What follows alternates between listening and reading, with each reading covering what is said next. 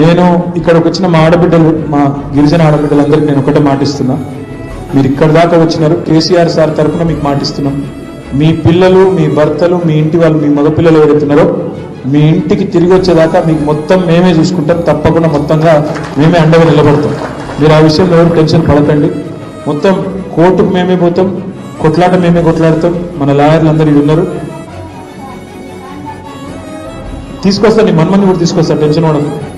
నేను చెప్పేది ఏంటంటే మొత్తంగా వాళ్ళందరి ఆవేదన మీరు ఉన్నారు. దాదాపుగా మీరు ఇప్పుడు ఊరికి పోతే మమ్మల్ని ఊరికి పోనిస్తే మీడియాను మమ్మల్ని ఇదే ఆవేదన అక్కడ ఉండే ప్రతి ఆడబిడ్డ చెప్తుంది. లవిచెర్లలో, దుద్యాలలో, అకీంపేటలో ప్రతి చోట ఇదే ఆవేదన మీకు వినబడుతుంది. ఈ విషయంలో నేను మా ఆడబిడ్డలకు ఇచ్చే మాట ఒకటే, మీకు తప్పకుండా మీ పిల్లల్ని, మీ వాళ్ళని ఇంటికి తీసుకొచ్చేదాకా మీకు అన్ని రకాలుగా అండగా నిలబడతాం.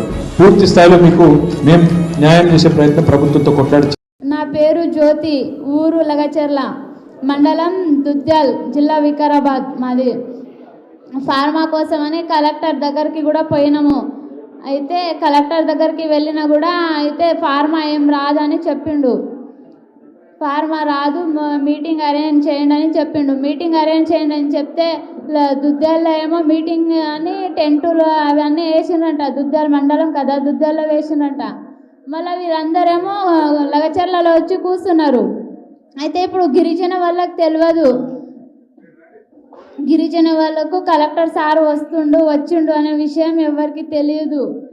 దాడి చేయాలని ఎవరు చేయలేరు. గో బ్యాక్ కలెక్టర్ అని అందరు చెప్తుండ్రు వీడియోలో. ఆల్రెడీ ఆ వీడియోలో గో బ్యాక్ కలెక్టర్ అని చెప్తే అప్పుడు కలెక్టర్ని ఒక చెయ్యి అసలుకి ఎవ్వరు కొట్టలేరు.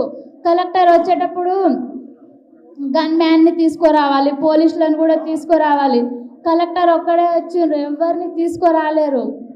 తనతో పాటు ఎవరన్నా ఉండాలి కదా, పోలీసులన్నా గన్ మ్యాన్స్ అన్నా ఎవరన్నా ఉంటే ఇట్లా అవుతుండేనా, కాకుండే ఎవరిని తీసుకురాకుండా సడన్గా వచ్చేసిండు కలెక్టర్ అన్న. 10-12 ఎకరాలు భూమి ఉండొచ్చు సార్. అందులో ఎంత పోతుంది అన్నారు? మొత్తం ఇల్లుతో సహా మొత్తం పోతుందని చెప్పిండ్రు.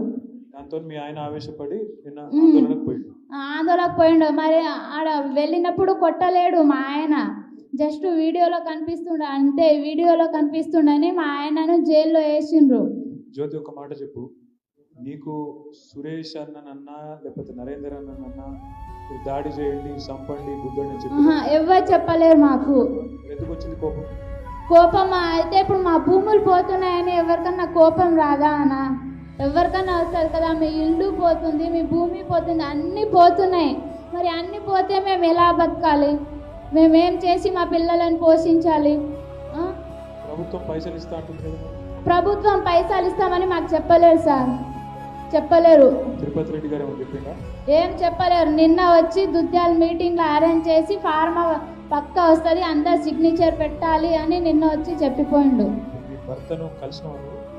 నిన్న వెళ్ళి కలిసిన సార్. ఎట్లున్నాడంటే, నన్ను ఇప్పుడు ప్రెగ్నెన్సీ లేడు కదా, ఎవరికైనా తన వైఫ్ ప్రెగ్నెన్సీ ఉండగా హస్బెండ్ జైల్లో ఉంటే ఎవరైనా ఏడుస్తారు కదా, ఏడ్చిండు, కొట్టిండు అని మస్తు ఏడ్చిండనా.